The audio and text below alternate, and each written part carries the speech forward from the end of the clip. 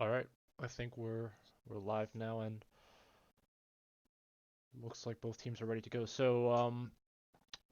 Good evening, everyone. My name's Elvin, also known as Epoxy. It is October 3rd on a Saturday right now in about 5 p.m. CST, and today is going to be featuring the League of Legends Division 1 team here at Illinois Tech as they take on Case Western Reserve University in the Plays vs Fall Invitational. Um, the Hawks took a pretty decisive victory on Tuesday against Indiana University Bloomington with a 2-0 victory to their name. Looking like Case Western had also advanced. I don't actually know who their opponents were, but um, once again, we're going to be in a best of 3 series to see who will continue moving forward. It is double elimination, so a loss here for either team doesn't mean that they're necessarily out of the game. Um, let's take a quick look at the lobby to see who we will be featuring. Looking like, let me see, make sure my mic is coming through. Okay, yeah. Looking like on the blue side will be Illinois Tech here for game one. It's going to be Draco in the top lane, Reform Divine in the jungle, Scrin as the mid laner, Snowdown Arcade as the ADC slash bottom, and then Fear to Poro will be the support for IIT. For Case Western, it's going to be Tyler Washed in the top lane, Rip Ali in the jungle, Hira Teki in the mid, Yoshi Mimar, I'm probably just going to call it Yoshi during the game, as the bottom, and then perhaps Cat is bot uh, in the support, looking like a couple members from Case Western will also be in the spectate lobby with us. So it should be a full rosters on both sides. Um, as we'll wait to get started, feel free to ask any questions if you're watching us live. Today's game is going to be on a 2-minute delay, so something to watch out for. Um, won't be necessarily able to maybe respond to your questions right away, as we do have to follow the Plays vs streaming rules. Anything else I can think of? Cat is bot. Would you join our Discord? I don't know who that is. Uh, but it looks like both sides are pretty much ready to go, so we can hopefully go right into picks and bans in just a moment.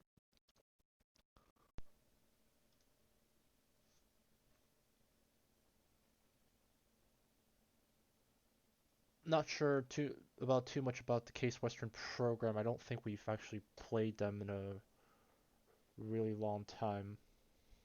Not recalling any recent matches.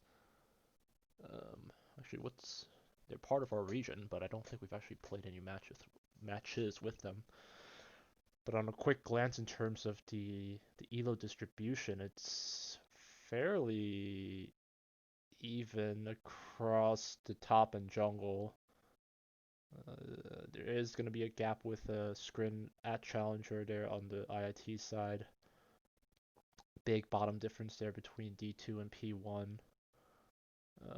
And then a GM for the support, but I don't think that this meta favors supports right now. Right? We just saw the day one complete for the group stage for Worlds, and I did end up staying awake at like 3 a.m. to watch the first FlyQuest one. Um, but after that, it was a stomp to the point that I actually fell asleep, and then it just was like, you know what, I can't stay awake for this. I'm just going to go to bed. Um, we shall see.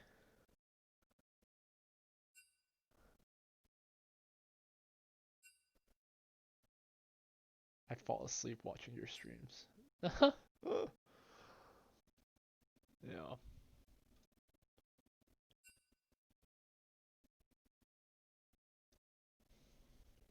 can't tell if both sides are still waiting for something right now. I believe Case Western is a club program though, so that's awesome to see, you know, they're at a similar spot to us where we don't have too much faculty input when it comes to our day-by-day programming. Almost all of our casting is entirely student driven. So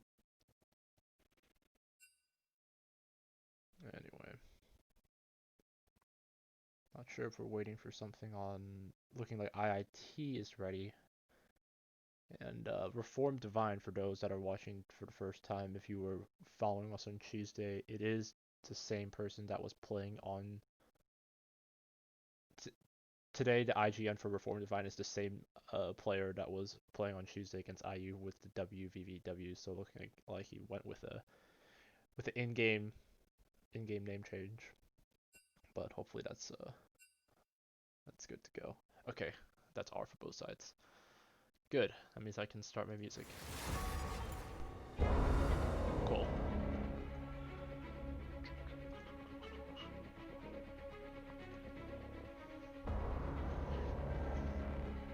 We'll have to see. You know, Indiana University ended up banning 2 junglers, I believe, against IIT in the first game. I'm wondering to see if they're going to try to focus their bans on the mid and jungle. Echo ban coming across for Case Western. Also what Indiana had done in their games on Tuesday, so to be expected. Meanwhile, IIT is going to go with their first ban as Team Oriana, so looking like they're trying to minimize or capitalize on Case Western's lower ranked players in terms of Yoshi and Hero Tech. It's going to be a Veigar ban coming across here, another mid ban, or it could be a Veigar bottom. That's always a potential. Silas going to be taken away here. So a lot of the mages right now, folks. No eyes set right now on any supports or marksmen as of yet. Snowdown Arcade, both games against Indiana did pull out the Caitlyn, so we'll have to see if that's going to be something that he's going to lean on again to bring out a victory here for the Hawks today, or perhaps switch it up and try something else. But IIT will have first pick advantage, so it's going to be with their last ban against the Rek'Sai, so finally focusing it on one jungler. And Divine having usually a pretty fast-paced early game, usually opting to go for helping out one of his side lanes, or helping out for a gank, usually pre-level 6. And Indiana will respond with the Kindred ban. So again, another ban that came across against Indiana University. So looking like these schools are doing their research when it comes to knowing what IIT's preferable champions are. So you know, op.gg doing their due diligence is always good. But it is going to be IIT once again securing that Caitlyn bottom pick. And I just mentioned earlier, so Snowdown Arcade is going to see if he can bring out his fall 2020 season record to a 3-0 victories on this Caitlyn, 100% win rate champ for IIT this academic year. But for Case Western, they are going to get themselves the Set and the Nidalee. Interesting pick with that Nidalee. Could be a signature champ of Ripley.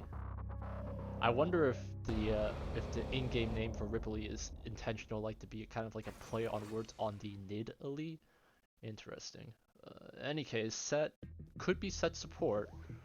We have seen that. We've seen it in LCS and as Set mid too. So it's a lot of options there. But IIT now on their second set of picks, it's going to be the Morgana. And perhaps this Kha'Zix locked in, looking like Skrin's hovering on a bunch of champions right now. But the Morgana support will be definitely good for Caitlyn, depending on whoever they get matched out in bottom in terms of her range, and if they look like to lean towards a heavy engage comp with Case, Morgana Black Shield will help her get out of a tight situation. Skrin's going to lock in Hecarim there for Divine, which will be bringing a little bit of extra tankiness there for the team, with a mage support there in the bot lane. You're not going to be expecting to have anyone be there with you when you're Hecarim ulting in. So putting a Black Shield on the Hecarim early will definitely, make sure that he can walk out of those situations. Second set of bans now, it's going to be the mid and top left here for IIT. Looking like Case still has a bottom open, and IIT will respond with that Ashe ban.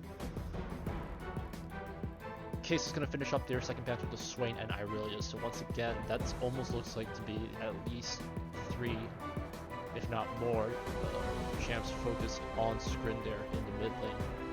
We saw his Irelia prowess come out multiple times against Indiana University, to the point that I was exclaiming. The flash ult engage play seems pretty exciting to me to see. So I'll have to see what Scrin can pull up, what he has prepared with his with the IIT roster. Last ban for IIT will be the TF, and it will go back now to Case Western for their set of picks. And looking like they're going to go with the wave clear 4 option with that Sivir. So she'll have her ult to get her team in there, but that's not necessarily a heavy engage comp there. Only really opportunity that they have is with the set, but already you can see like a lot of tools for disengaging on Case's side with the Karma, with the speed boost, with the Sivir ult speed boost. So expect to see, a lot of these fights kind of just be all over the map. I wouldn't be surprised if Hecarim maybe ends up falling once too early if he goes for an aggressive dive without his team there with him, and Case already backing out from any kind of follow-up with that. No Azir ban will mean that Scrin picks it up. We saw it, I believe, in Game 2 against Indiana on Tuesday, if you were able to see that. We don't have that video up on our YouTube yet. We're looking to do a little bit more of like some post-editing on some of our visuals, and then we'll have that on to our YouTube. But if you do watch that game, maybe on our YouTube within the next week or so, Azir Lucian was like one of the most passive lanes that I casted in Game 2. Didn't really say anything, but and the last pick will be Wukong for Draco. We saw it Game 2. He had a really impressive performance on it too, I think, actually, as well. So looking like a comfort pick that he's starting to lean towards now going into this new season. Last pick for Case was going to be the Mordekaiser. That's going to be going up there with Tyler, but washed in the top lane. And looking like both sides have pretty much finished up their trades, and it's going to be Wukong top, Hecarim jungle, Azir mid, Caitlyn bottom, and Morgana support there for IIT. We're going to get hit with the 3-minute delay, but when we come back, it will be the Game 1 on its way against Illinois Tech versus Case Western University.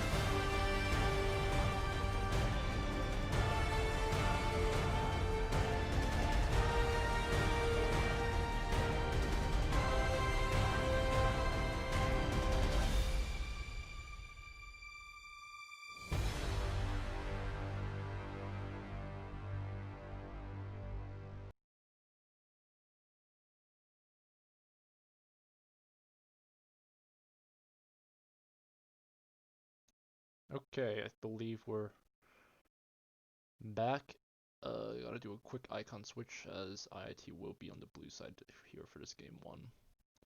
But thanks for everyone's patience. 3-minute delay has expired, and we are going to get ourselves into these games.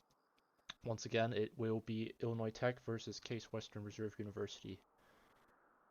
For IIT, it's going to be Draco on the blue on top, Divine on Hecarim jungle, Scrin on the Azir mid, Stoner and Arcade on the Caitlyn bottom, and Theater Oro as the Morgana support.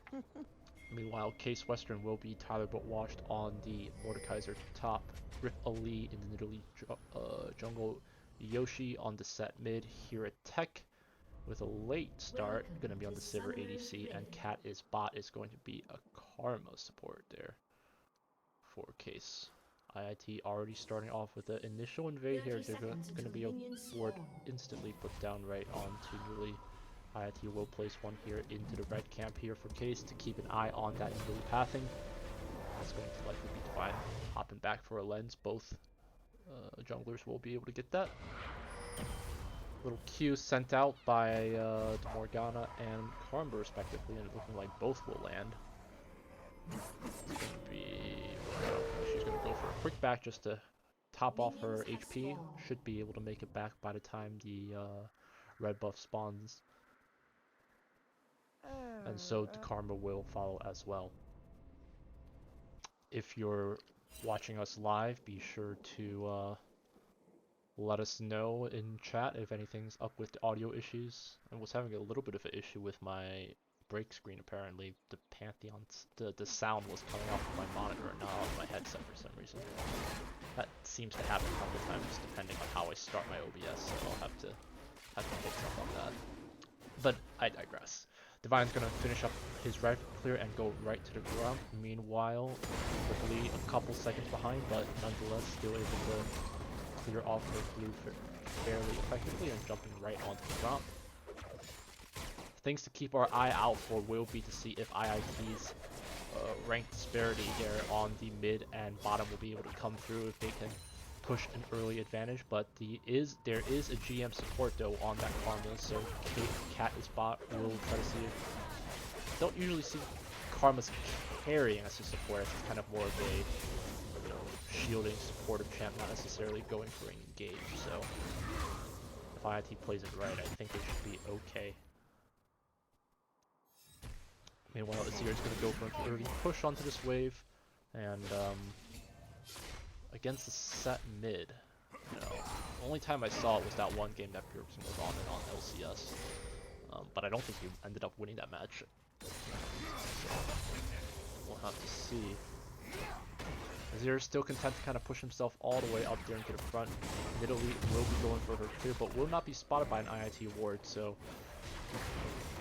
knowing that they saw that the Nidalee wasn't there when the red buff spawned gives IIT a pretty good indication that the Nidalee should be in the top lane. Wukong, Draco, is going to be faced up against this Mordekaiser. Mordekaiser looking like he's already popped a potion. Doran's here on both top laners here, but looking like early pickings yet. Nobody going in for a super hard engage from the looks of it. Is going to be a little bit of wave clear there from Sivir to push it all the way up to IIT's turret.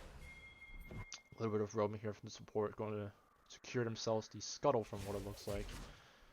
And keeping our eyes on to the buff and objectives around the game. It's going to be a Cloud Dragon spawning here first onto the map for game one. Cloud Drake will give them the ultimate CDs, and it's going to be Reformed Divine clearing a ward out here in the top lane put down by Mord. So knowing that there's not going to be anyone around, Divine going to try to see if maybe he can either go for a camp or stay all the way in for it. We've seen how that ends up working. Ripley going to be jumping all the way around here, trying to get herself established towards these clubs with a little bit of the invade. And that'll definitely delay Divine some if IIT doesn't have the tracks on it, but that is going to be Snowdown Arcade going all the way and will get the spell shield on top of her. Going to have to force herself to flash out, but Hero Tech will follow up with that. Spell shield from Morgana expired before, or was already taken out before the Karma W. was able to lock her in. Nice little play there from Case Western to be able to get themselves that first blood. It is going to Sivir, which will be also a good thing. Literally able to pull off that invade. Will be able to walk out with these Krugs. Should be known that IIT should be able to tell Divine that information though, so he's not even going to waste any time going down there. Will be spotted by a ward at the Raptor Pit. But this time should maybe give Divine a little bit of chance to perhaps pull out a small level advantage, perhaps. He is going to be trotting his way up there. Another ward's placed by the Mordekaiser, and that will keep the eyes on him. Mordekaiser going for his back now. Stoner Arcade. The first blood there is going to be giving enough gold for Sivir to come back with that BF sword, so she will be in the driver's seat from the looks of it. Divine coming in with the smite to secure it, and they want to pay back. Italy going for a flash. Azir going for the flash follow-up as well, but not able to get the kill just yet. Double summoner. Two summoners there lost for both. A little bit of a misplay there from both sides of IIT. They're going to be taking a decent amount of damage. The stun is going to be there. It will capture the Morgana, and there's a little bit of that GM prowess showing up, perhaps. TP here from Wukong. He wants to go do something about it. They're going to have the tools with the level 6 ultimate engaged, but not just enough for a follow. Really, IIT fairly late to that game. They will have the disengage tools that I mentioned before. Snowden Arcade going all the way up. They want to see if they can fight their way through it. It's going to be another TP follow-up, perhaps. It's going to be, I think, the set. He is going to be walking right on top of a ward, and that's going to be a spear right through IIT's heart. The spell shield from Morgana able to keep her alive before being stunned by the Karma W. Rooted, whatever. But and that will be another kill onto Snowdown Arcade. And I think I jinxed it when I said if he could go 3-0 in the on the Caitlyn win rate, but it's early days yet. Still only about 7 minutes into the game. The second kill now, in this case, going to Nidalee. And Case has set themselves up nicely here in the bottom side. Decent amount of vision control, and they've been able to suppress Divine from doing anything too early into the game with those Mordekaiser wards placed twice on the top side river. Divine now level 6, but pretty much power farming his way to there. Will have the level advantage, but in terms of the gold, will be just a little bit behind since Nidalee had picked up an assist and a kill. Draco with a decent play to try to see if he could help out his bottom lane with that TP. Ended up forcing, I believe, Karma's flash to get herself out of that potentially prickly situation. A little bit of a trade here happening in the mid lane here. But I'll be interested to see if Skrin ends up, going big this game on the Azir performance. But two river wards here will give Case the security that they need to start up onto this Cloud Dragon. Divine will have his ultimate here at the ready. It will be here attack coming all the way around. It will be him leaping right into the Mordekaiser. Will be a spell shield, I think, already used. It's going to be the fear and the cleanse going to be used, but that's not going to be enough. Divine is looking big here. They want to see if they can go for a follow-up. It is going to be two quick kills there for IIT to stabilize, but at the cost of the Cloud Dragon. I think IIT made a good call there.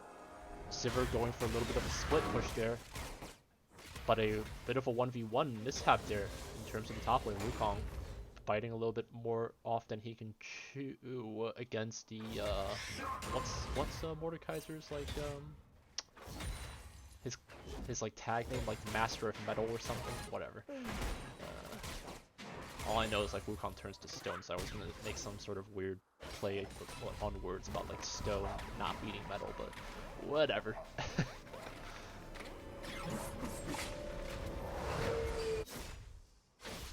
Those in chat, let me know. Hashtag IIT win, hashtag CWRU win. Who's going to be taking game 1 perhaps here? Will be a lot of alerts here. There is going to be a control ward there for Azir to spot out that Karma, going for a little bit of a roam. Level 6 here secured by both bottoms, but Morgana is not there just yet.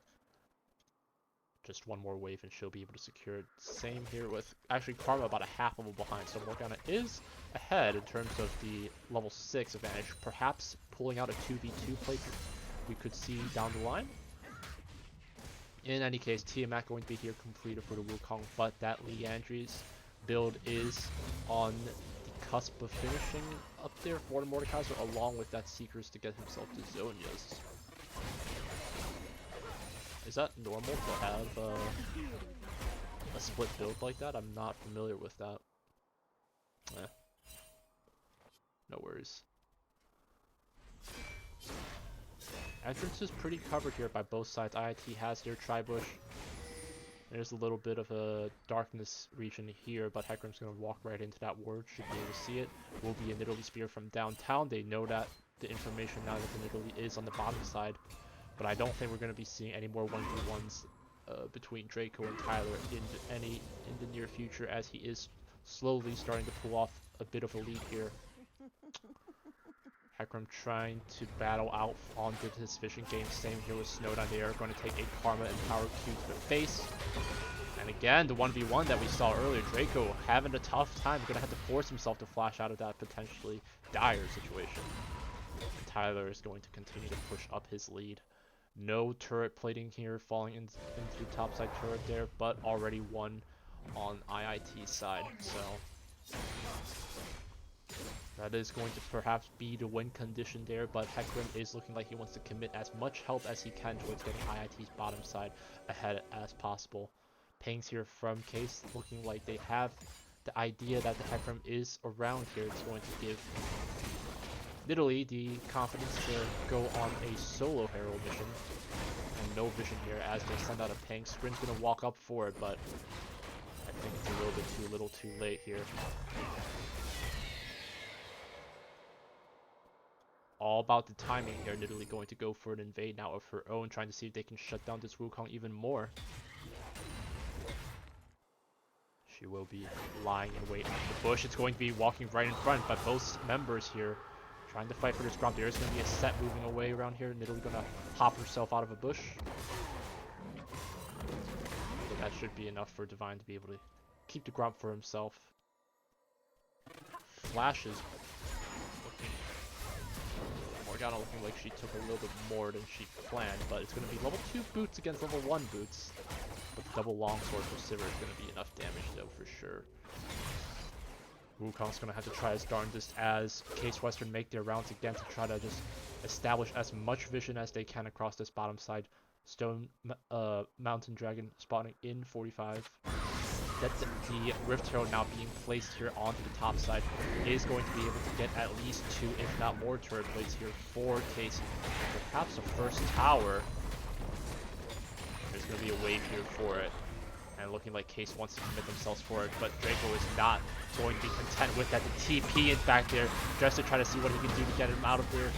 It's going to be a faithful dive, but it's not going to be able to pay off. Mordekaiser ult will keep him in place, and that's going to be first turret. They're secure for Case Western. Well played. Now bottom side going for their back. Dragon spawning now in 7 seconds, but IIT is not really there at the same time. They're not going to be ready for this. Both teams will be falling onto this Dragon at the same time. Divine's going to try his luck by going for an early start. This is going to likely be a huge 5v fight down the line. Wukong will have his TP available. He is making his pings for it to try to see if they can get whatever they can. Dragon's going to be down to 1400, 1200, 600. Hecarim's going to have to trot his way out of there as fast as possible, but looking like IIT perhaps still wants to try their luck at it.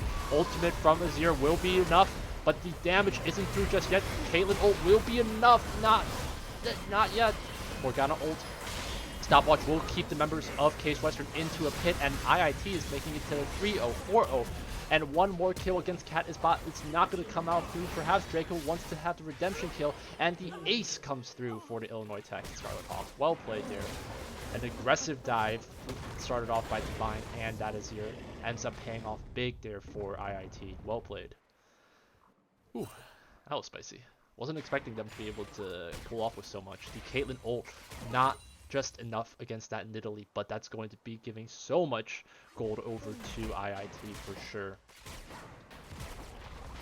think even Mordekaiser had a bit of a shutdown gold on himself as well, perhaps.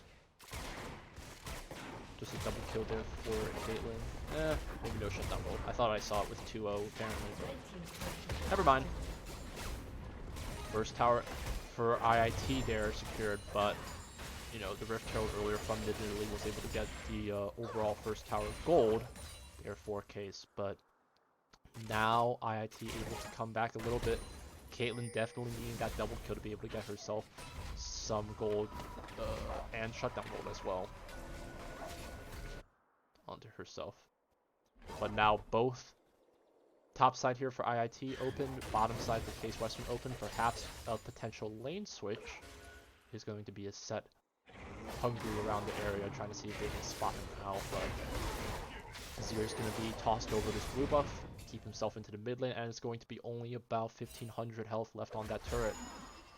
Meanwhile, Mordekaiser walking all the way down river, looking like this is a committed lane switch that Case Western wants to try out with the set here onto the top lane, but Draco's going to try his luck at it, going to send out a couple of blows with his very long staff against the set, and we'll start off with a ultimate.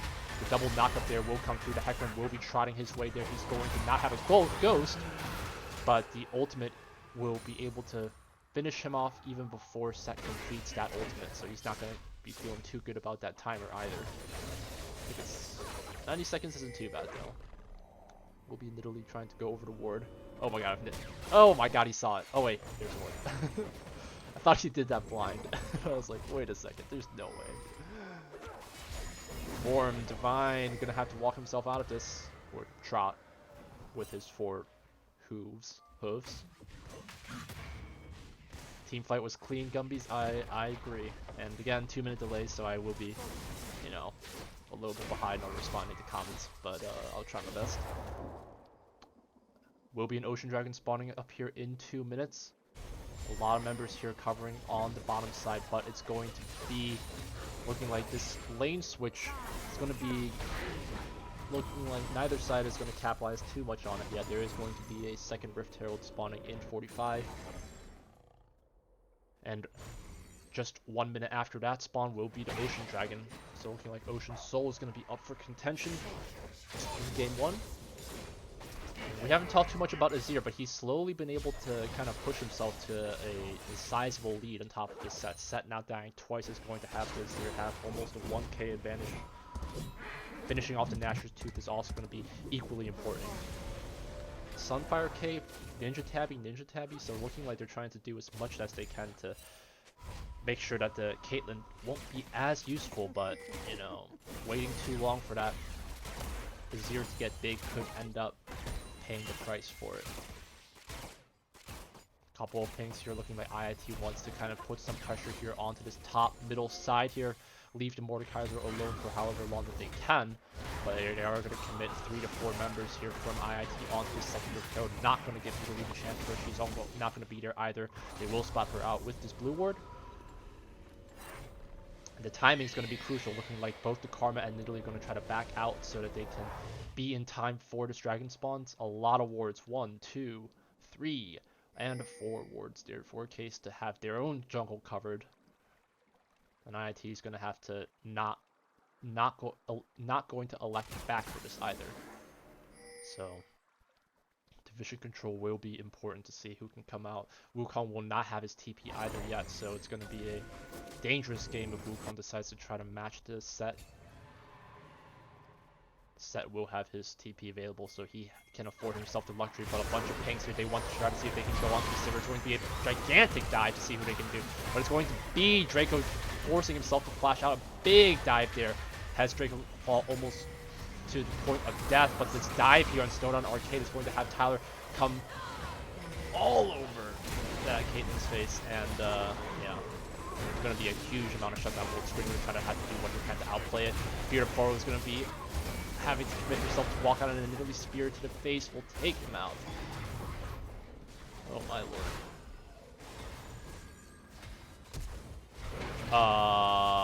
Okay, Karma misflash perhaps, but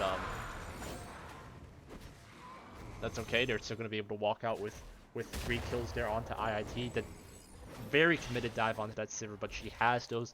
I already said it during the pick bans. Just all those disengage tools, the ultimate, the spell shield, the Karma E for the speed boost. Oh boy. is going to be now kind of just this seesaw in terms of this gold lead here. A little bit of a misplay there, but I think IIT now knows that perhaps diving a Sivir with I spoke too soon. They still want to try it on to Kata's bot. They are going to be able to finish her off. And IIT quick to respond here. Taking out that GM support and putting down that Rift Toad is going to once again put the gold lead perhaps onto their side. They are going to be placing that Rift Toad right there to finish off into the bot lane and are making the pings for this Baron call. Aggressive play here from these guys. They want to try to go for the 20-minute Baron right as he spawns. I don't know if they have the knowledge of this or if they're going to try to bet on it. But leaving it up to 50-50, it is going to be immediately having the same level as their jungler, but it's going to be trying to go for a dive. The dive not going to be enough. Nidalee tried her hand at it, but Hecarim there to secure it. Good discipline there from the IIT, and they're going to be able to now put the gold lead back onto their side. Well played once again. IIT quick to make sure that they keep their timings in check. Karma being eliminated in the mid lane combined with the Rift Herald to be dealt with gives IIT the time allowance that they need to be able to go for the Baron right from the start.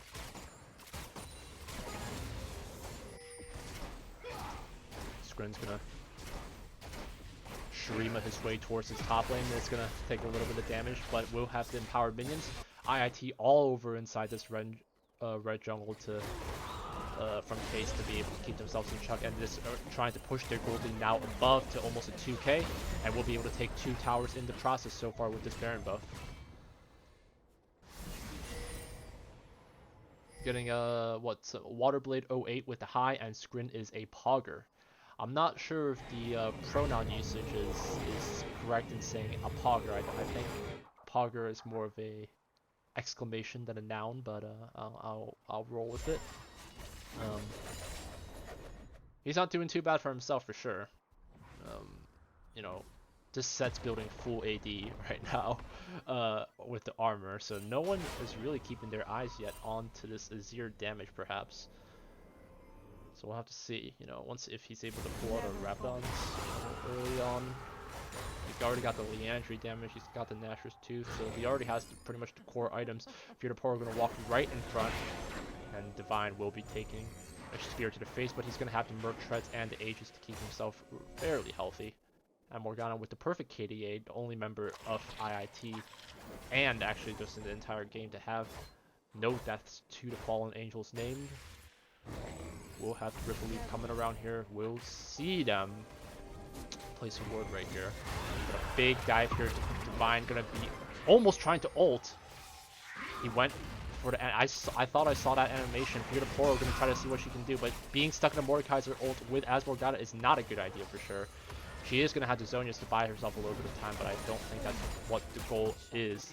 I think the Mordekaiser is going to try to see if they can isolate one of those carries to Azir or to Caitlyn to allow, you know, the Karma Sivir to just body push their way into it. But the Baron buff is going to be expiring in a few seconds here, 15 more seconds to go, but not before IIT takes one more tower with their buff advantage. So that's going to be 3 towers over to the Hawks, pushing themselves to a 3k gold lead here. And it will be the number 4 dragon spawning the ocean once again. 45 seconds to spawn here. Couple members from both sides trying to go for their backs, trying to prep as early as possible. Hecarim is going to be there to start it off, but there isn't going to be a scuttle just yet. Just a couple of Nidalee traps. Will be Divine going all the way inside here to try to see if he can match that Nidalee the second she comes out. It is going to be the lens there to see that Divine is around that bush though, so we should know. But instead it's going to be Pearl being the one that's going to end up taking the spear to the face. He doesn't have much MR to her name, but now the tables have turned that Wukong was just going to try to go for this split push. Not in contention for Soul, so IIT looks like they can sacrifice it if they want to, but this TP there is to get himself onto the map. Not going to pay off too much just yet. Now we're kind of on a bit of a seesaw here. Caitlyn has her traps, but neither side looking like they want to commit. There is going to be a bit of a push here to the onto the top side, but Who's going to be the first one to pull the trigger? It's going to be the Mordekaiser trying to send a claw out, but Caitlyn's going to have the range to keep herself healthy as long as she wants to. And this big push here from Draco is going to start off with a two-man knockup, going to instantly take off Pure Attack, and it's going to be the set follow-up. Nice ultimate there from the Scrim. Push everyone from Case Western onto one side. It's going to be a flash there from the Azir to try to keep himself a lot for that push, and the TP secure play here, and IIT is ready to instantly transition this with a big lead here going into now into this late game transition. Will be the second fourth dragon here secured by IIT with that Ocean. Will be Scrin getting himself broken into the inhib tower and perhaps the top inhib as well. IIT here is going to follow it up with the tier 2 bottom and pushing this gold lead once again further and further. Let's just check Discord.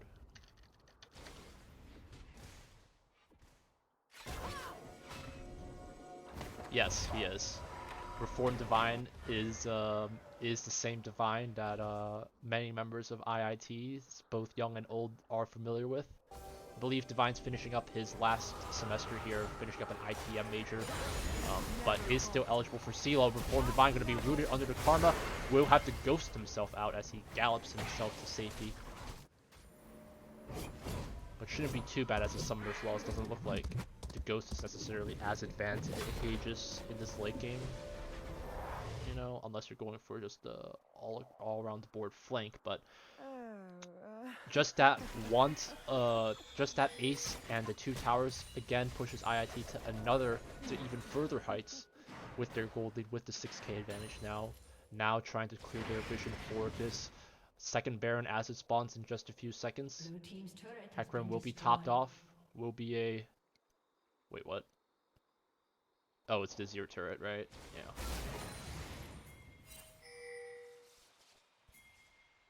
Or not. I don't know. Maybe it's visual bug? Oh! Morgana, Mordekaiser's going to be bugged, but he's going to be stuck with Snowdown Arcade. He's going to flash himself in for it as well.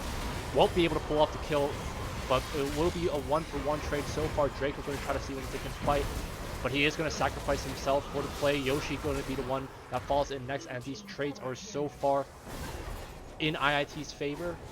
Ripley, Mordekaiser, and Set eliminated, but that Azir damage is what ends up paying off big time.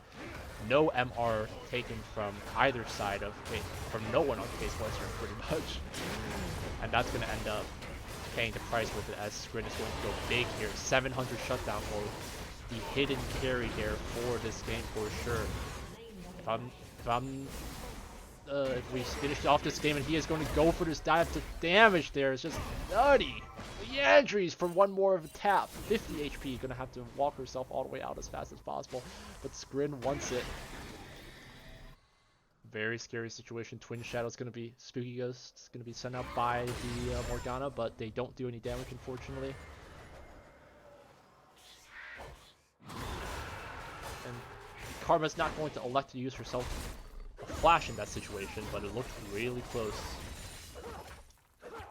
Just these 3 items here onto Azir's profile now, even with the stopwatch, so if he does get stuck inside a Mordekaiser ult. But even without it, I think he's just going to have the damage just to pierce right through him.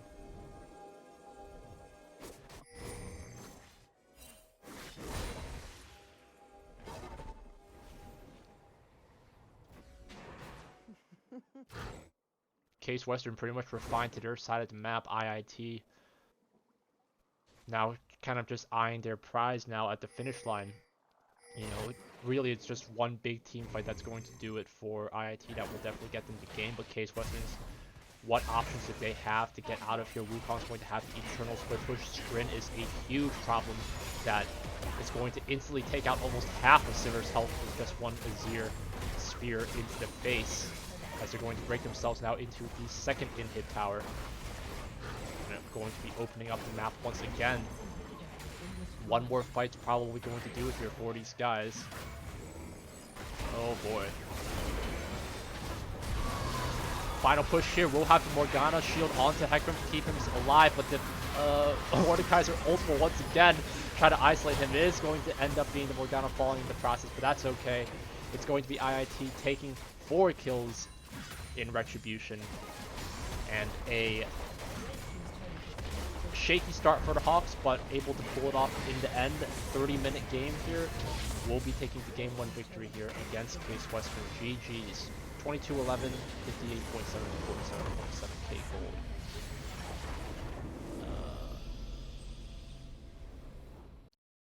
What is this? How does IIT's jungler just outclass every other collegiate jungler? I don't know, dude. IIT and junglers, name me a better duo. It's gotta be this year, right? Oh my god, the damage is just chef's kiss. No MR built on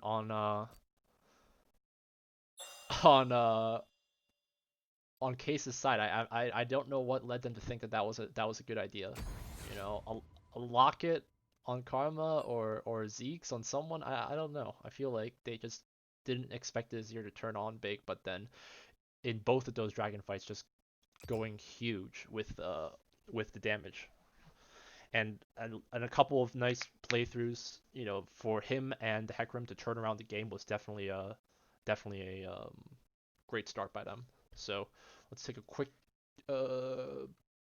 backtrack to the pick ban lobby. It's going to be a 1-0 start here for the Hawks. In case Western, these 300 Spartans are going to have to kind of think about what they can do for their last 300 Spartans stand. Pantheon support, anyone? I kid. But yeah, just a really nice play from IIT. I got really nervous when I saw Snowdown 0-2, but he is still able to maintain his 100% win rate onto that champ, and yeah, good stuff to have now the mid lane carry through come out. You know, I don't think we saw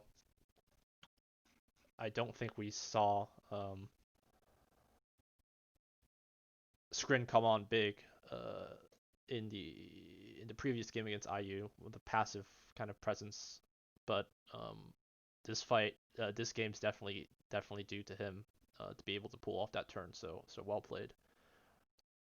MVP for game 1 for sure.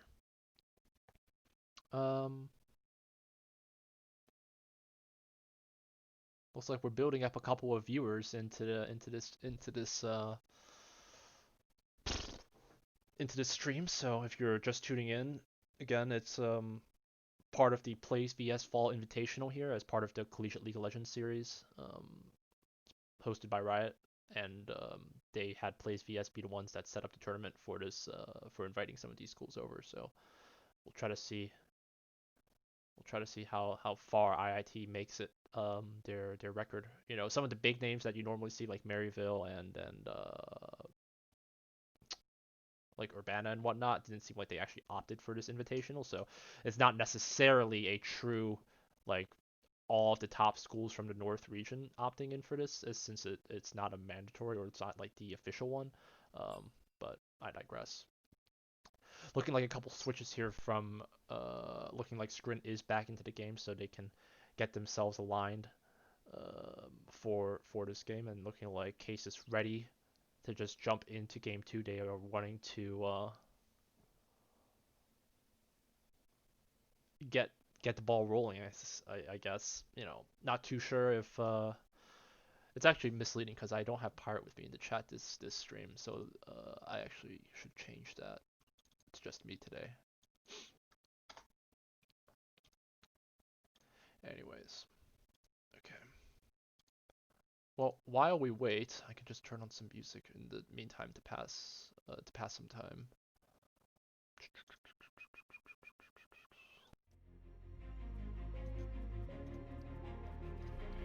And yeah, let's see. Azir OP, D1 action. 2018 to 2019, all the junglers had to be off roles. The only way to not see Casey 0-2 is to not watch his games. Oh boy. I don't think we're allowed to call out Snowdown in any sense, unless we're asking to get the boot. But we're gonna jump right into game 2 from it looks like, and don't even have to opt for a break. I wonder if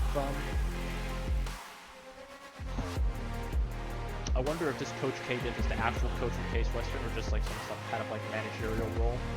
And I also wonder if Coach K's diff, his rank, is higher than the members of Case.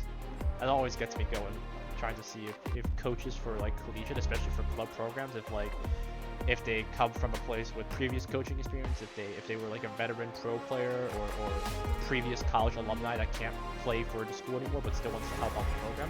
That's always fun to watch. So if we have any Case Western players in the or members in the chat today, let me know. I'd love to just kind of get some more of an understanding of like how a lot of these collegiate programs, especially like club status ones, operate. Coaches here for IIT, Pirate is pretty much the manager slash coach for this year, and kind of just doing that double juggling role is a lot to take on to try to manage the teams and trying to find scrims for 3 teams at the same time and then managing 15 plus players is a big responsibility. So you know, but it's all led by passion, so that's always what makes me happy to see college students really shine through when they find something that they want to do, whether it's playing the games or managing. But it's going to be game 2, yep, on to its way, and the first bans coming out here for Case wants to instantly target almost Div1 once again with the Shyvana ban, with the Kindred ban, and the Echo ban once again onto Scrin. And then IIT will respond with similar bans here now with the Orianna and Veigar ban, but in almost a direct affront to what I've been saying about Casey only being a one-trick Caitlyn player. He's going to ban that. They're going to ban that just to not even allow Case even the option of getting that as the first pick. So we'll have to see, you know. Is it going to be perhaps a Sivir or an Ashe, one of the more passive kind of ADCs right now, or could be seeing something as like aggro as a hyper carry role, like a Jinx. You never know.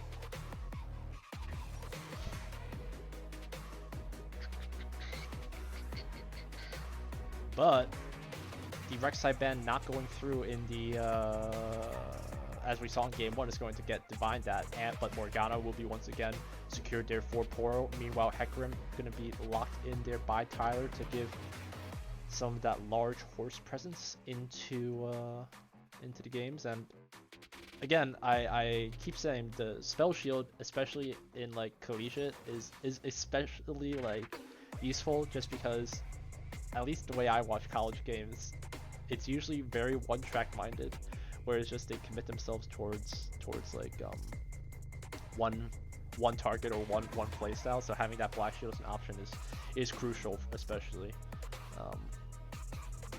But interesting picks coming out here. Akali mid perhaps for taken by Ripley, and then wait, I don't know. There was someone else besides that Nautilus before it got locked in, but engage support for Cat is going to be fine, but the looking like Cat Spot is not going to opt in for any more of that shielding, laugh as you walk away support, and instead it's going for the Chad large hulking piece of metal engage plays with that Nautilus.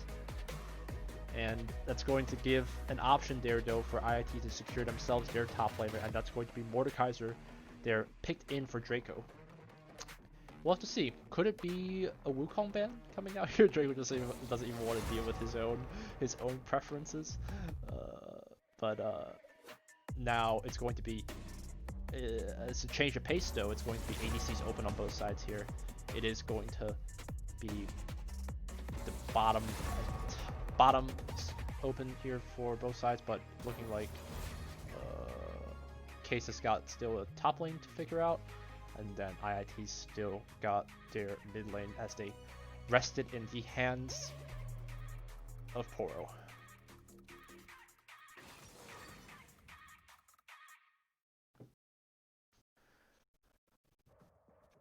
Oh, we still have the Hawks for Hawks message? I don't, that's fine, right?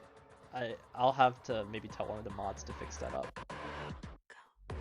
I never really cared about that message just because it's, you know, if you do want to support IIT, that's also a great way to help out our school directly. We'll try to figure out if maybe we can have a way to support the esports program directly, but as of right now, that's not in the foreseeable future anyway, right now.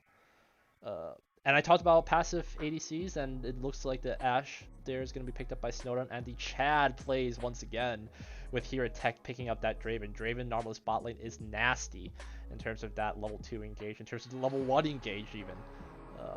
But Ashe has got her poke. She's got the Morgana blanket of security to perhaps get her way out of any nasty hooks, but that damage from Draven follow is going to be a problem for sure. And it's going to be the Zilean mid of all things locked in here for Yoshi, it looks like. I can't imagine Zilean support. It's gotta be Zilean mid for sure. Right? So Zilean mid and then Akali top. Interesting change of pace. I forgot mentioning about the bans, but I really Silas again, two mid laners that Scrin's comfortable with, but and then Twitch TF.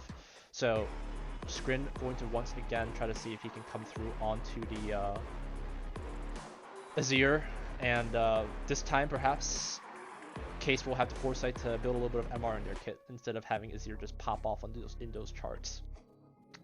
But looking like I'm correct in my rotations, it is going to be the Kali top, it is going to be the Zil mid, and perhaps this will be Hero Tech's time to shine. That's going to be big damage coming through if they're able to keep him alive. They've got the tools for it, they have the engage tools for it. IIT's going to have to be pretty disciplined. They have the Morgana pick potential. They've got the wall to get themselves away from any really strong dive, so no, it's going to be definitely a Azir mid. And I can tell you that because I had the 2-minute advantage from stream delay.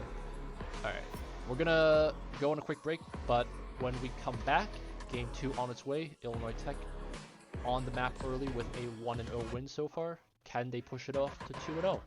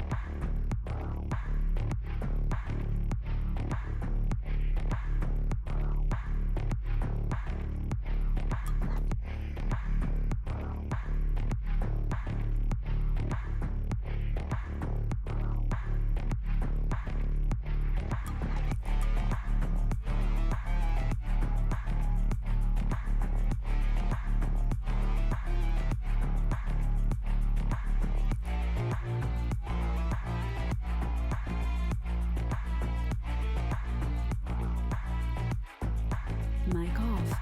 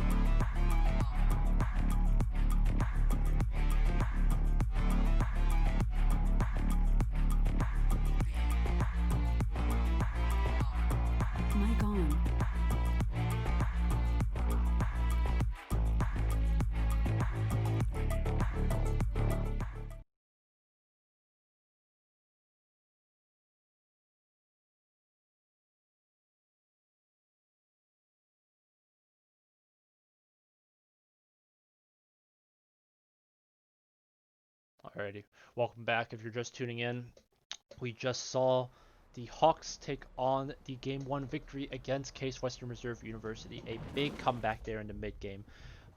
Thanks to Scrin and Divine there to bring it back. But Case Western now going for a much different playstyle from the kind of shielding engage support now with the full-on CC control. And looking like perhaps Hero Tech onto that Draven carry. It's going to be on Case Western sides, Tyler on the Akali top, Ripley on the Hecarim jungle now, Yoshi onto the Zillion mid, Hero Tech onto the Draven ADC, and Cat is bot will be on the Nautilus support. Meanwhile, IIT going for a 5-man lying in bush to see perhaps for a counter invade gank potential.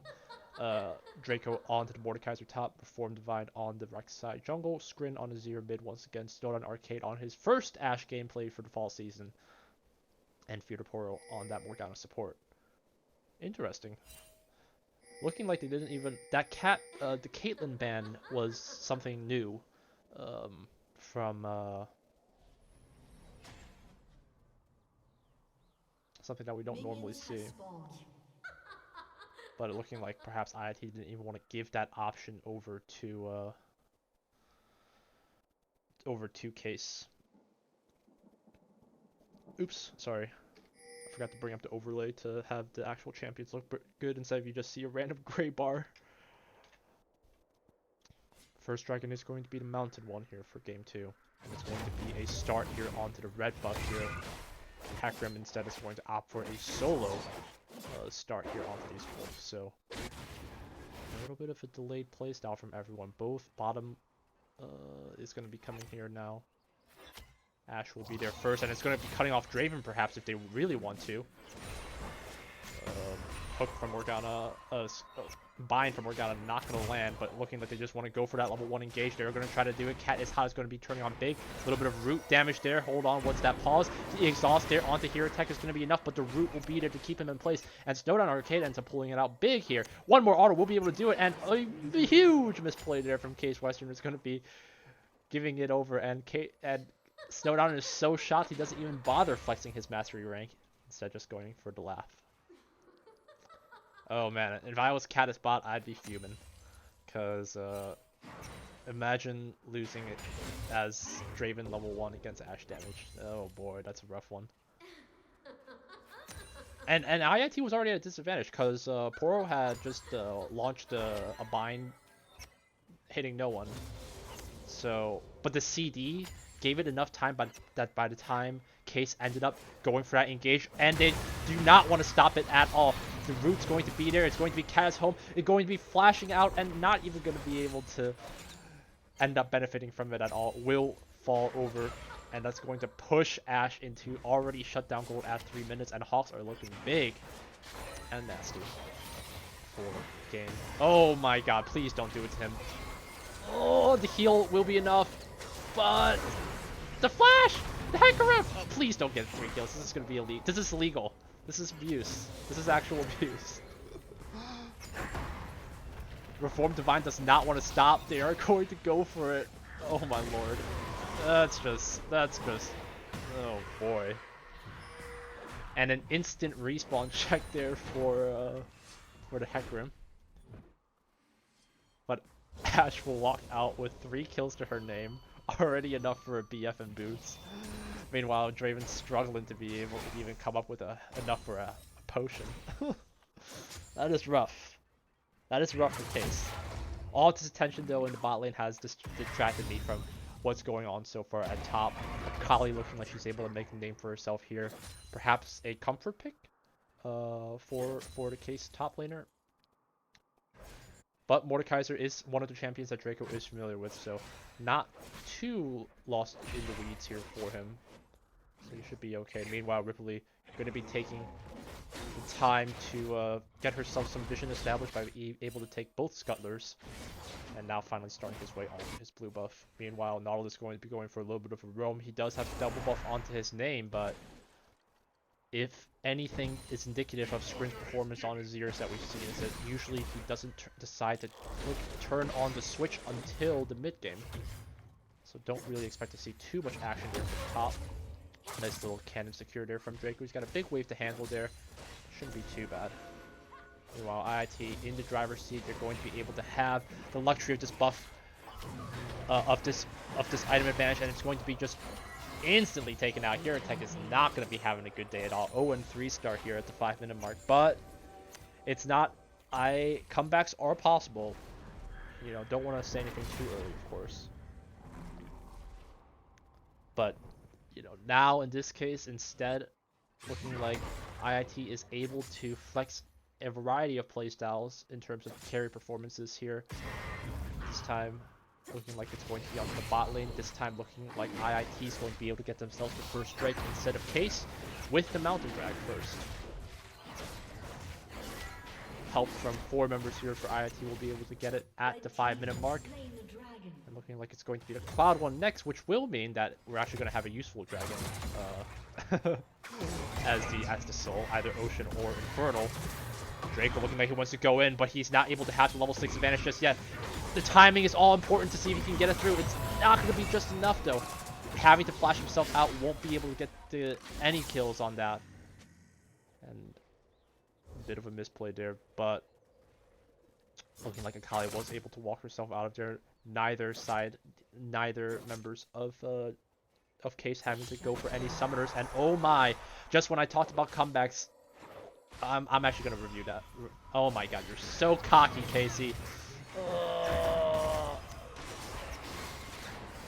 Oh, the hook actually still ends up pulling through. What a play. Yeah, that's the damage, just not being able to come through at all. And even with the double longsword, just gonna be enough to do it. So Peter Portal is going to have to use herself to flash to get herself out of there. But oh, that's gonna humble Casey for sure a bit. Not expecting that Hecarim hook to follow through. Timing all important, and we talked about comebacks. You know, even with that kill lead, Case is on the lead here in terms of the gold. You know, so it is early days yet. Form Divine looking like he wants to do something about this, but they're going to look like it's going to be a smite battle. It ends up going over to the Hecarim here in this case. Ripley is going to be level 6 to get himself out of there. One more auto will be able to do it, but can they go for more? It's going to be the commit there onto the ADCs versus ADCs, and Scrin is going to be able to get himself a kill here now, finally. A big roam there in the end. Ends up paying off. Zillion too late to assist his fellow members. And Ripley is almost 1 auto away from dying. Hello? Ah!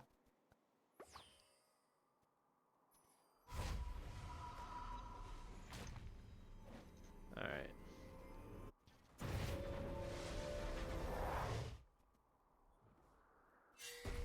Alright, I think we can take a breath here. Able to get the kills there onto Draven is important.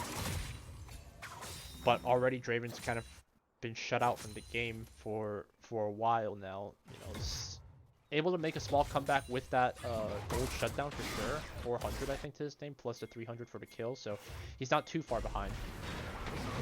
But oh, okay, flash play there. Oh my.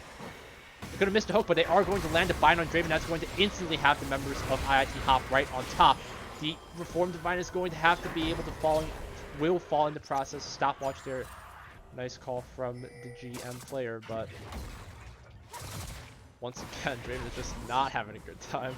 It's like that meme with like the college frat bro in the glasses. Like, I'm just not having a good time, bro. This is the epitome of Draven's life right now.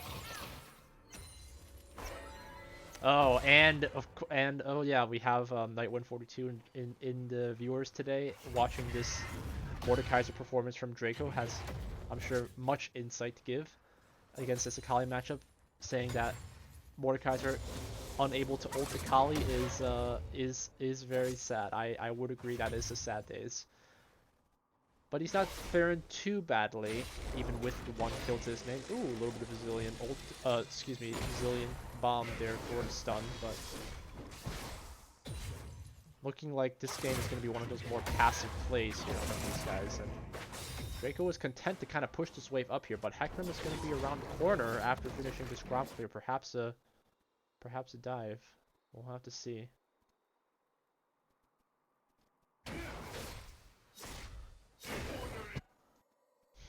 If Draco falls again, it's going to be definitely painful, especially because it's going to be a dragon up. He won't have a TP available for it either. So it's all about the timing. Bot is going to be on top of here. They are going to spot out that Rek'Sai. But Cloud Dragon spawning in 45. They want to keep their eyes on it. Pings here from Case is trying to keep their eye on it, but they are going to know that Reformed Divine's around the area. Snowdown is going to be able to start off with the ultimate onto the Nautilus and will be able to get the kill, but Case will reply instantly back with the Mordekaiser. 2 versus 1 situation. Draco not able to pull off a kill again. Unfortunate, but IIT able to secure themselves some presence here into this bot lane. Perhaps looking at transitioning over to a drag. It doesn't matter. Ripley's going to opt to go for as much of a clear as he can here to take whatever buffs that he can. Will be a red buff open up here. Divine gonna settle himself with getting the Krugs meanwhile. And that's not a tank Rek'Sai yet. It's Skirmisher Saber is gonna be enough to have any kind of 1v1 damage on him for sure. IIT looking like they're gonna be able to secure themselves this second dragon here. The Cloud.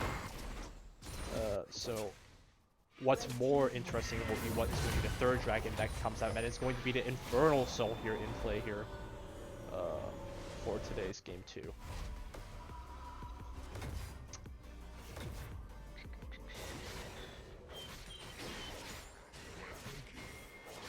And despite what you see from the kill board, you know, the gold isn't too far behind. IIT does have a slight edge with the 700. Morgana once again flexing her perfect KDA. But she will have the stopwatch available now. Could see a potential level 6 ultimate all in there. IIT going to continue to push for objective control here, with this Rift Herald now being a 2-man process as opposed to the first Herald that was secured by the Nidalee 4 case as a 1-man show. Will be fine, able to take it right under the Hecarim's nose, and he's going to have to trot sadly away from that. Meanwhile, IIT is looking big and large here. They are going to walk right in front of a Nautilus, but can they go for anything more? It is going to be Feeder Portal going all the way in here. Will be able to get the root. A little bit of a stun there as well. Feeder Portal's got one more ultimate as well. Flash follow up there from Snowdown Arcade will be able to secure the double kill there for her, and she is right back onto the map, looking large. Rek'Sai there for emotional support. Perhaps first tower contention, and Draco is continuing to be abused here. It is going to be taking a Hecarim ult to the face, but it will be a 1v1 situation. Can he pull himself out of it? No way. No way! No way!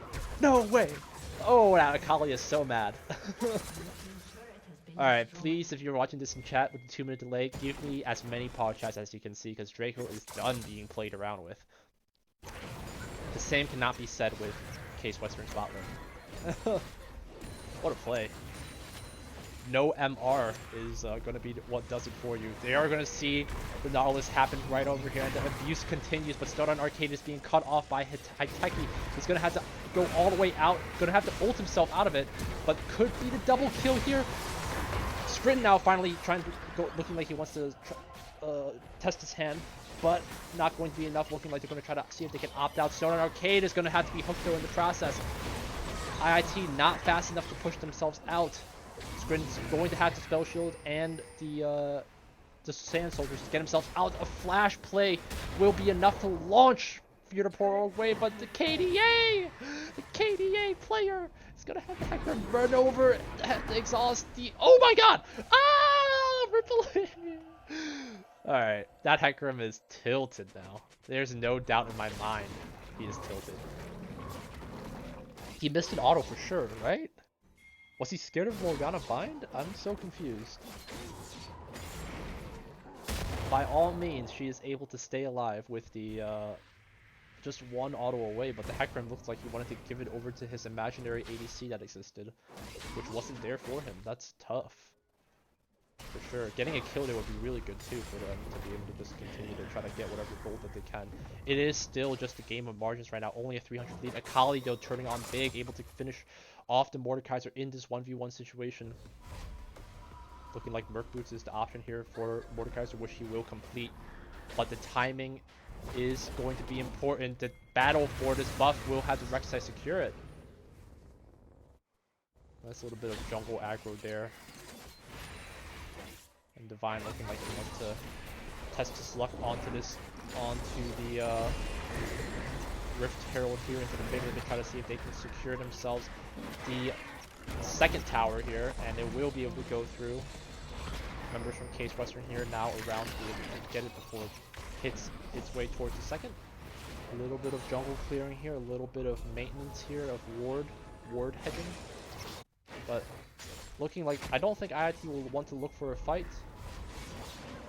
They're just trying to make it nasty here. It's going to be giving Scrin the time to just build up his gold lead. You know, Zillion will be definitely the more supportive mid here for the team, but really the only carry potential right now as of the 15-minute mark is only really into Akali. Still having no death to her name, 30 CS above on this Mordekaiser, but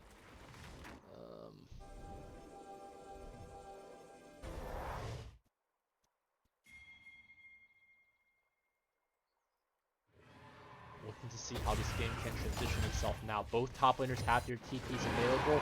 The start of the Infernal Soul here now with the third dragon spawned.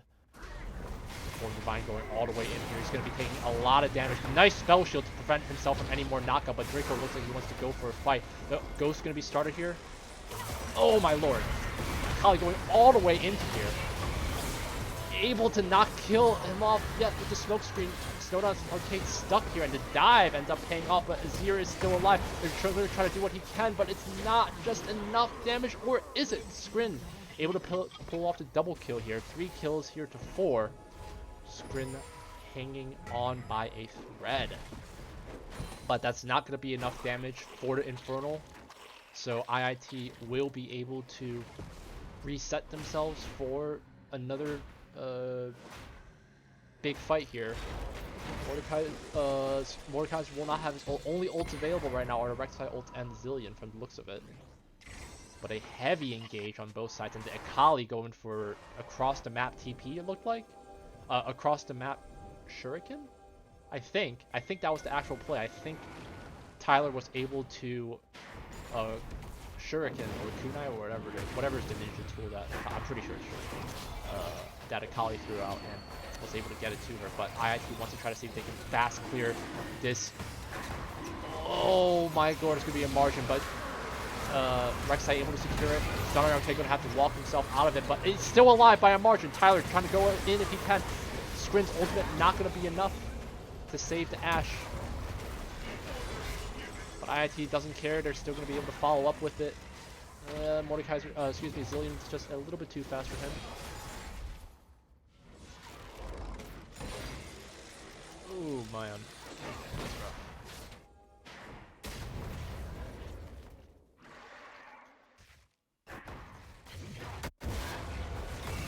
Drake's 1 and 2. Okay, yeah, so you guys are talking in the chat about how I knew about the dragon spawn. Yeah, basically, the first 2 dragons that are spawned will determine that they won't be the soul dragons, right? That's basically what it means. So I saw that since both Mountain and Cloud had been spawned, it could either be Ocean or Infernal, and when I saw it was Infernal, I knew it was going to be soul, because the next 4 dragons after that are always the same, if I'm not mistaken. So, League knowledge for you. Rift Herald is going to be placed again at tier 1, but this time into the top lane to secure it for IIT as they start to go for their gold lead. Draco, though, is going to be stuck again in a 1v2 situation, but this time he has got help with the Rek'Sai, who is looking big. They're going to go for the 1v1. Ripley going to fall in the process. The ultimate from Ashe sent from downtown is not going to be enough. Members from IIT scrambling here to help out. Draco's going to have the assistance from his bot lane here. They are going to see that Akali. She is not going to have a smoke screen. She is only going to be able to have the shurikens to her name, but that's not going to be enough. Big shutdown gold coming across. And IIT will walk out ahead. pulling out 2 kills here. And Draven not able to have any presence just yet. Still 2 levels behind. How much gold? 1.5. Oh yeah, that's rough. IIT, do we have a sub button? Good question. No, because we're not officially partner even though we got the application. Long story short, no! Poro, why'd you grab it? Long story short, the partner process requires 2-factor identification, which we're too lazy to deal with because it creates more problems than it solves for us with 2-factor, since a lot of us use the IIT account. Technical mumbo jumbo, it's like we can do it, but it takes some time and we just don't have the manpower for figuring it out, which we also don't really need to worry about, so, because it's like money's not a problem for us. Not in a like ego way, just like it's not like we're operating with like salaries, so we don't have to worry about getting partner programming and ad revenue. It's nice. It would be nice, don't get me mistaken, but I don't know, we just it's a lot of red tape that we just have trouble dealing with. Alright, a little bit of a tangent there, but 20 minutes in, IIT now able to start pushing the gold lead into their favor. Looks like a Azir tower just died from the looks of it, perhaps. 3 turrets here to 1 in IIT's favor. And 3 dragons to their name, meaning that the Infernal Soul up for contention will be big.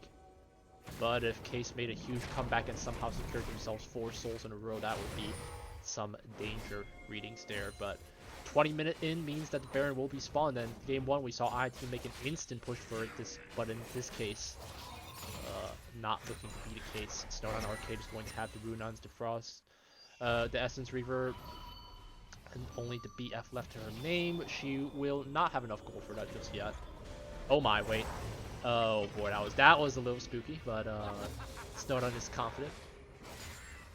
Oh, if I interview Casey, chat remind me to make sure I ask him about that cocky recall that he did in the 2v2 that ended up Draven pulling off a kill, because that's 100% being lazy. I don't see any other situation where you can try to say like that wasn't the case. In any way, 45 seconds until this dragon spawn, but you know, a lot of these big fights are only happening around these objectives. The last one that we saw was the fight for this huge drag here that Scrin ended up pulling it off. The second one was right after everyone respawned, but looks like IT wants to get themselves started before it spawns.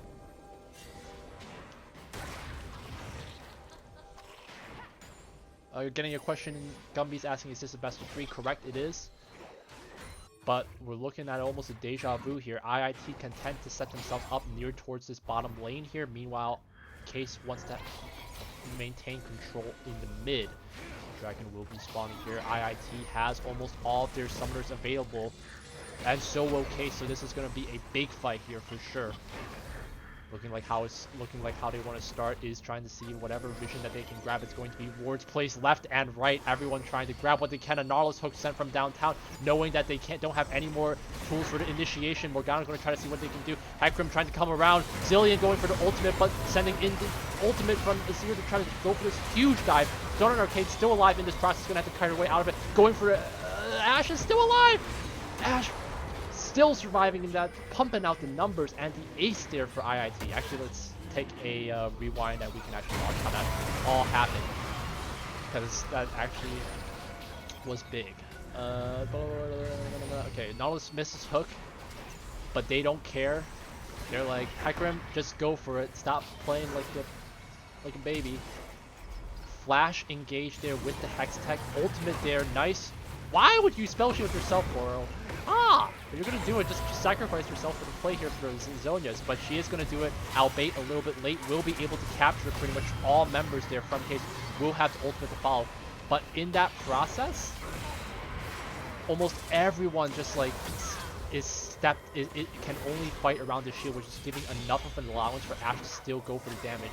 The 1v1 between Akali Rek'Sai doesn't go through, but the damage from Ashe still able to keep her alive, and the stun not enough. The root from the Null is not going to be enough before Ashe was able to finish it off. So, oh my god, the flash plays just to be able to get the kill. Oh man, okay. Wow. Wow.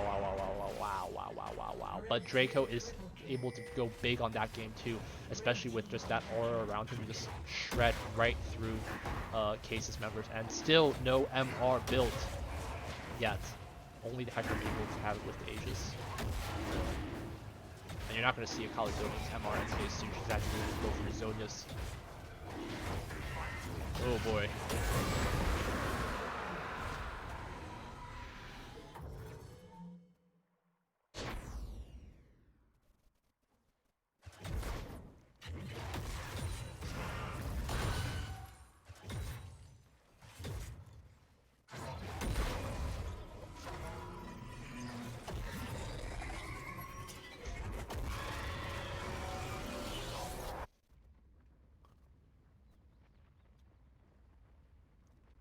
Fourth dragon here being secured by the Hawks means that they will have this Infernal Soul to them.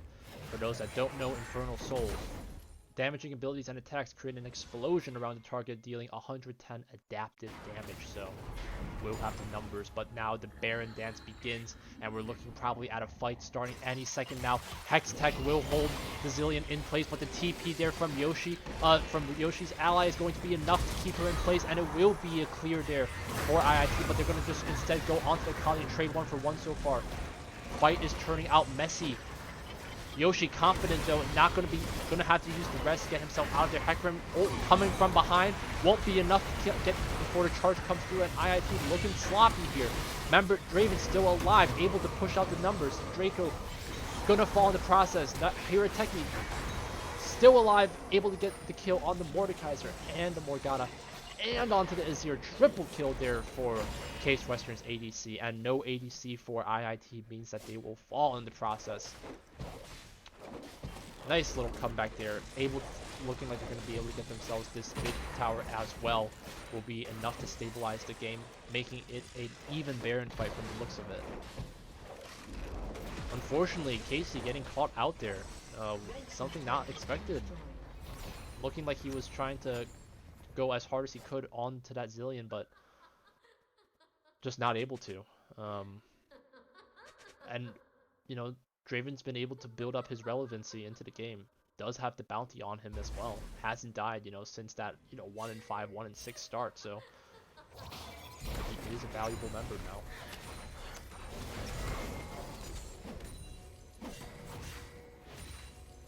IIT though are still content at trying to go for this Baron dance once again. They still want to try to see if they can fight as a 5-man squad this time. This time with Snowdown Arcade alive preferably. They're going to try to opt for whatever jungle clears that they can before they go for the fight. Case Western limited in terms of their vision. They've only got one solitary ward, I think, here inside the Raptor pit. So they're gonna have to kind of test their luck with just trying to go for wherever they can. But no TP for Akali means that Mordekaiser has the luxury of going for the split push. IIT confident that Case Western isn't going to be trying to go for it from the get-go. Ash Vision will be able to keep themselves in check, but Case Western wants to try their luck at it. Mordekaiser is going to commit himself for this TP, and Case Western instantly backs off from this process.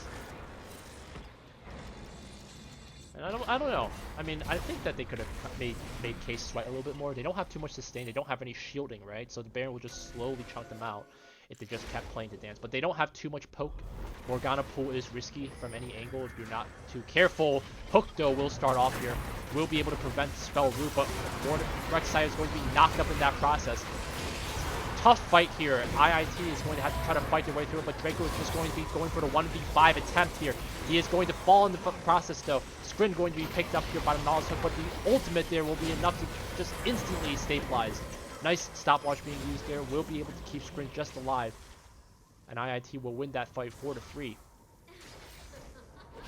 Just able to come out ahead. The Zilean ult looking like it was not used because it was used in the previous fight, perhaps? Snowdown is still confident in his 1v1 though, and he wants to try to still push his luck against the Zilean, but I don't know about that. That seems risky to me. Elder Dragon will be spawning in a minute and a half. Baron's still up here. Neither side wanting to commit themselves just yet. Hextech being sent out will spook Ash a little bit, but it's going to be giving enough time for Scrin to push here onto his tier 2 top. What is it? Scrin, what you doing here? Someone let him play Echo. Zoldy, I am with you, but unfortunately, both in Tuesday's games and today's games, it has been permabanned. So they are not allowing him on that. They are not allowing him even on Irelia. So a lot of bans being committed here towards IIT's mid and junglers from the past few games. But Draven is getting scary. I do agree. The 10-10-10 is deceiving now. He is useful for sure. Only now about 1k behind. So, you know, we saw earlier with even against the BF sword, was able to hold out on his own in a miracle 2v2 misplay by IIT. Was able to get him some gold back. Reformed Divine will be popping over. We'll be able to see 2 members.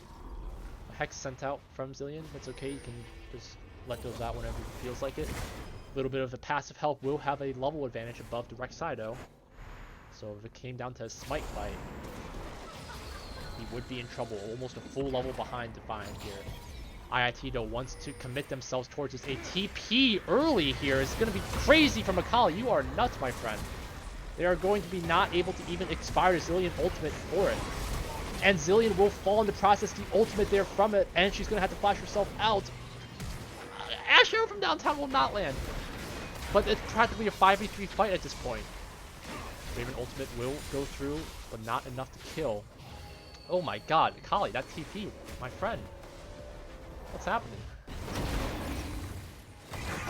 Members of Case gonna have to back here, and right now it's just going to have to be the chance of the miracle steal! Not gonna be secured. Ripley will fall in the process. Good effort by him, but it was... Actually, let's just do a quick replay so we have the luxury of it. By a margin of 1. 1k. Oh, okay. He wasn't able to cross the wall before it became spike detention. That's actually really close enough. Half second more, he could have actually been able to almost just get it. But it is going to be the Eldritch Drake secured by IIT. Looking like they're heading their way towards the Baron. They've got time for 43 seconds until Hex Room spawns, 15 until Zilean, and they want it. They didn't let Poro use Hourglass while the CC changed. Not sure what that fight's in reference to. Sorry for the delay. But looking like this Baron's pretty much uncontested here. Draven won't have a miracle ultimate to just try a look at it. All 5 members will be respawning, coming in big now here. And at the 30-minute mark, no longer are we in that seesaw phase. It's a 6k gold lead here for the Hawks, and how much can they push it with this Baron buff? Only 2 tier 2 turrets remain. Double buff here for the Hawks. Looking like this could be the game here for them if they're able to just close it out.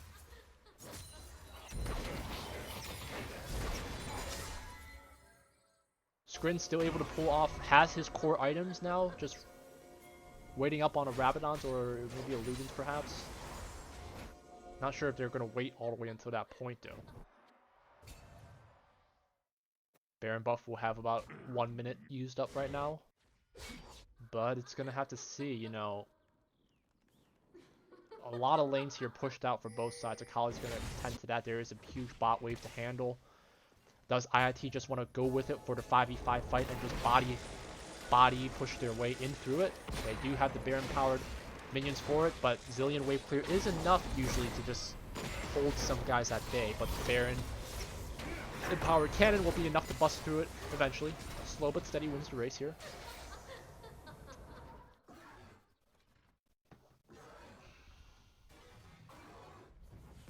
But it is going to be another tier 2 falling in the process. Case Western with their options limited. Spooky Ghost going to be sent out to slow out a couple members, but that's going to be pretty much unfettered access into this mid inhib. Who's going to go for the fight first? Who wants it more? And they're pushing it all the way up here to the Nexus turrets. Case Western, now you got to choose now. Now it's got to be the fight. They're going to start it off. Sprint going for the flash engage, as a matter of fact. Everyone on top of Scrim right now, but he's not going to be alive for that in the process. Double Zonia's being used from everyone right now. Hook there from the Morgana will be able to bind her, but he is against a big boy Zilean. Only Morgana now alive in the process. Could it be the Elder Drag to finish it off? No, looking like the buff is actually expired. My mistake. Oh, okay, Spell Shield, they're able to keep her alive, and she's not able to walk out though. That zillion damage is big. Rabadon's plus the Hex Tech. Ooh, it's gonna be enough, and they are gonna be able to pull off the ace. Will be able to hold before too much is lost, but an exposed Nexus turret here is too much pressure, I think, there for Case Western. They do have a double TP finish potential here also with the Mordekaiser Azir, so oh boy. Looking close here for these guys. Can IIT pull it off? A lot of Zonias being used across both sides here, Azir and the Morgana. Akali will have hers, and you know, Ashe can only do so much with like 3 people diving you under, so Black Shield is proving itself useful, but it's not going to help too much against the Zillion Bombs, just with the amount of damage it's able to pull off. Rabadon's now being... Roa now... Wait, did he just finish that? Please don't tell me he just finished that, because that's so late. I don't think you're supposed to. I'm so confused. Alright, anyway. I probably just mislooked that. Mislooked. QSS though for safety. Once looking like he's going to use that to get himself out of the Mordekaiser ult. But it looks like it's perhaps just down to one more fight here. IIT is still resolute. They still want to try their hand at the 5v5 fight. Not going to even opt at any more hanky-panky 5v split push here. Instead, they are confident in their ability. They trust each other to pull out the victory as a team.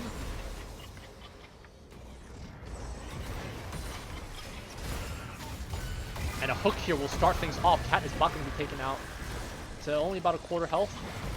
Ripley's still trying to go in all the way here. This is what? Wait a second. No, they're actually trolling, right? Okay, 2 members dying here in the process. Here, Tech will be the next. What? Why would they? How? Why would Case Western fought so much better in other fights? How did they just fall apart here? Why did the Heckman just? I guess they didn't want to just wait for the fight. They just wanted to commit themselves no matter what. But man, I thought they'd put some more gusto behind. Oh lord. Okay. Will be the Nexus eventually falling, but not before Snowdown and Divine make some finishing statements. But the game will finish with a victory awarded to IIT, 41-34, 72.1k to 64.8k gold. Well played. Yeah, just good on Case Western to hold on despite the terrible start that they had on their bot lane. I don't think anyone can deny that. A 1-5 Draven and 0-4 at some point, like, was just pretty much removed him from any game presence, and you know, gave them access to a lot of those early drags. You know, early sold pretty much all 4 drags uncontested. Except for like number 3, I think, or number 4, where they had like just the back-to-back fights. But even then, just like IIT relentless, big damage across here with Dizzier. And yeah, again, the situation is it has to be Akali and Draven to pump out the numbers. Akali pulled it off with her 2-0 start, but Draven just completely shut down, wasn't able to really have as much support from his team, and the Hecarim not able to just capture enough members. IIT having too many tools to kind of disengage from themselves from the fight, whether it's a Mordekaiser ult, whether it's an Azir wall, whether it's an Ashe arrow, or a Morgana Q to the face. So looking at that, Morgana support definitely paid off for these 2 games. Let's see. We'll go back to the overlay. Change things up a bit. It will be a 2-0 victory there for these guys. Well played for sure. And we are on top of a 2-minute delay, so I can start off an interview if someone wants it. Just pull them in whenever.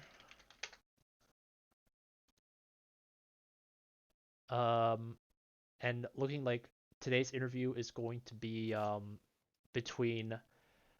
is going to be presenting IIT's jungler. So give me 1 sec to set it up actually in the break room. Break room is gonna be. Wait, what's Divine's IGN in this? Reformed Divine. Reformed Divine. Oh, I see. I got it. Oh shit. All right. Reformed Divine. Is it okay if I call your status as super senior? Yeah, Okay, it's super senior. um, do you want to do just face put cam? senior. Just put senior. Oh, okay, just senior. Do you I'm want a to I'm a do major change. do you want to Whatever. do face cam today or no face cam? Nah. No face cams. Okay, so again, for everyone watching, this is we just saw the Hawks pull off a 2-0 victory against Case Western, and a much more exciting match between Indiana. So I guess with me today is Divine, Reform Divine IGN, and uh, represents IIT's Division 1 jungler and is majoring in ITM at Illinois Tech. So Divine, as a introduction, could you give us your name, maybe how long you've been playing League, and then we'll jump right into the in-game questions. Hello, I am Michael. They call me Divine. I've been playing League of Legends since season 1. I have absolutely no life, and I'm addicted to League of Legends. Okay, so sounds about like the meta of most D4 plus players. Sounds about right to me. So Divine, walk me through these games. Game one, we saw IIT having uh, Snowdown having a tough time on the Caitlyn, I believe, right? With like a 0-2 start, but then I guess what was the goal with on how you wanted to dictate the game in terms of like the jungle pathing? For game 1, we really just wanted to take the game as slow as we could because we have Caitlyn Morg and Azir, and we have Hecarim and Wukong to get us through like early game and mid game. Mm-hmm. So honestly, we just wanted to take it slow and hopefully not take too many losses early. It was a bit unfortunate that uh, Snowdown started 0-2, but overall it wasn't too bad in my opinion. Yeah, a lot of these Because games. Oh, go ahead. Sorry, I'll let you finish. yeah, they were we were a bit caught off guard by the fact that they were just playing the game so slow, considering they have a Nidalee who really needs to pressure early, but they didn't really draft around that, which was a bit confusing. Mm-hmm. Yeah, the interesting thing that I've been seeing about these games is like even with like some of these maybe disadvantaged starts, a lot of seesaw back and forth between these teams. Both of these games, we don't really see like a huge like a 3K, 4K lead until like that mid late game, and by that time it's pretty much consistent. Like so like you said, how the Azir draft is able to kind of just wait it out for the late game, and from that point on, if you're able to kind of just secure your way through that, just kind of push the lead from then on. Yeah, our goal is basically just to keep the game state as even as possible, and if we happen to get a lead early, that's great. But as long as we just don't fall behind early, we're convinced that we'll mechanically play better than them through the mid and late game. Gotcha. Okay, so for those in chat, we are facing a 2 minute delay, but I think by now everyone's actually caught up that we have started the interview. So if you do want to send any questions to Divine or to me to ask Divine, just let me know. Put it down in chat as long as it's relatively school appropriate. I'll ask it. And then game two was a complete flip side in terms of what we saw in terms of the bot lane presence. Now this time able to shut down a Draven to the point of like 1-5, right? The So one play game I go ahead. All right, so game 2 is actually really interesting. The moment that he locked in Draven, I said I will never go to my top side. I will just keep going bot over and over and over Yeah, I because was when they first secured Akali in the first pick rotation, I thought it was gonna be used mid, but then once I saw the Zillion last pick, I was like, oh, that's what they're going for. So I mean, the rough part about Akali versus Mordekaiser is like when she goes for the all in, Mord can't ult her into smoke. I think someone in yeah, we chat we pointed ran that into out. that problem a lot. So a lot of those Hecarim 1v2 dives, it was able to pay off in the end though with he was able to pull off one kill in a 1v2 situation at least. So not I'm sure he felt really good about that one. Um but going back to the bot lane, like you said, shutting down that Draven, the one thing I did have to that I did notice was a fairly cocky recall in with IIT's bot lane that ended up actually having them die. Was that intentional or was that just like oops, let's just not do that again and actually back correctly? Do you recall that conversation? Uh, they just thought they had enough time, Okay, yeah. you know. Yeah, for me, at least because I play support as a main, and whenever I go for a back, I like always at least try to push myself to tower or into a bush. But I guess this time they just didn't keep the timing in mind. Um, and then I guess you've been playing in the team for a while now, right? But a lot of the members here are we have two members this year that are new, right? For Fear to Poro and Scrin. So what is it like? It's not new. He is. It's his first time Oh, playing competitively for the school. no, What do you mean? did No? last year. Mm, I'm pretty sure he wasn't the mid laner for last year, was he? He was top. Wasn't that Theo? Or was that 2 years ago? That's two. Oops. Okay, my mistake. Yeah, Okay, we don't. so Poro's the only new one. Poro's the only one. Okay, so I guess what's the difference that you see between this year's and last year's team? I feel like, at least for most of us, we have a pretty good idea of how each other play, and it makes it really easy to play around. And most of our playstyles actually mesh really nicely together.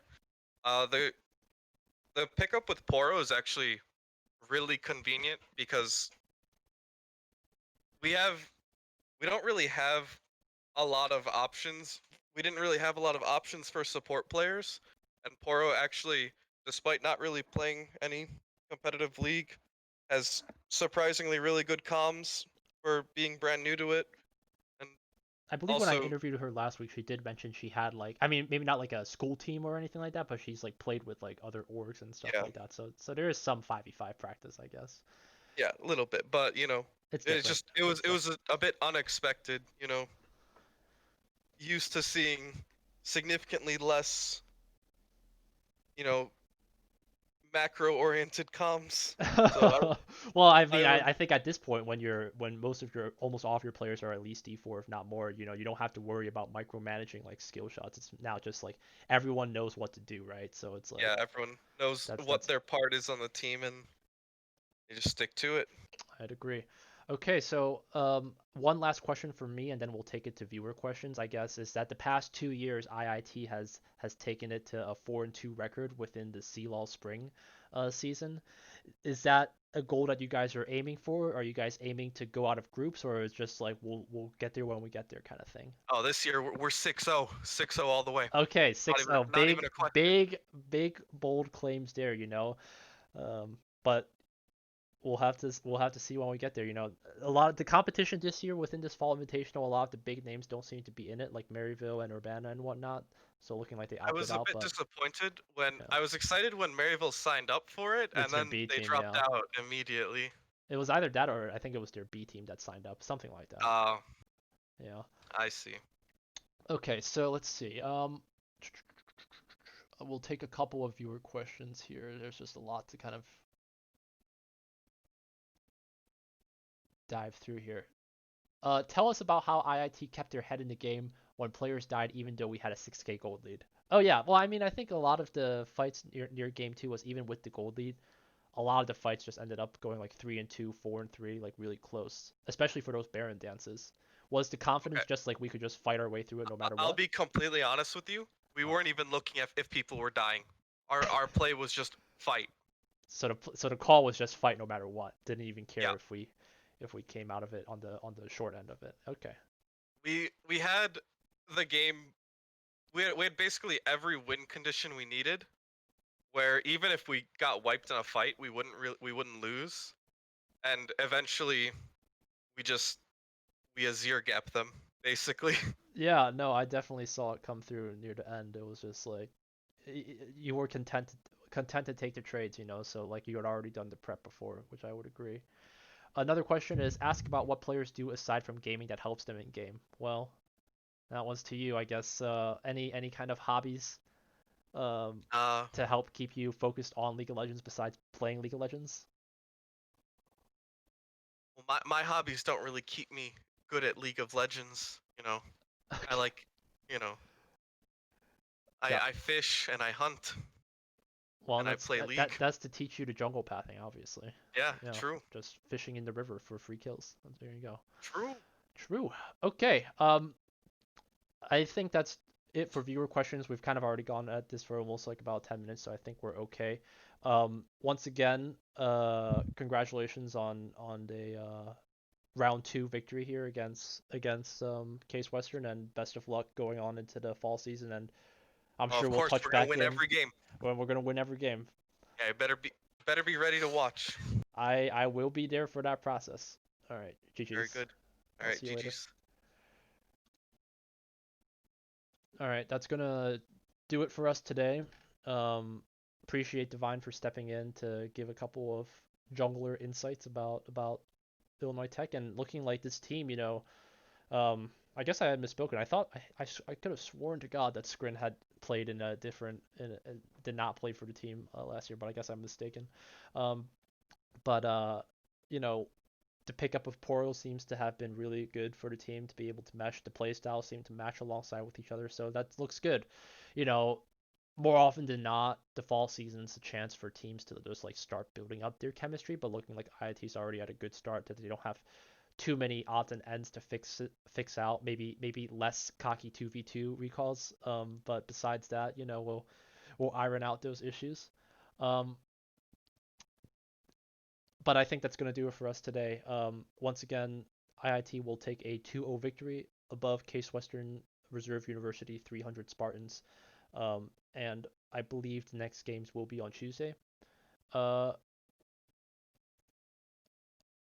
I will not answer the question from Nightwind that he just posted just because Divine's no longer in the chat. But if you do have any future ways that you want to connect with Illinois Tech, feel free to follow us on all of that social media. Discord, Twitch, Twitter, all of that stuff is below on our Twitch about info. And appreciate everyone stopping by. Looking like we peaked at about 20-ish viewers, so that's awesome. That's really awesome. Hope to see continued support from whether friends of these players or even parents. So we shall see. That'll be it for it today. Appreciate everyone stopping by. Elvin Moy, signing off.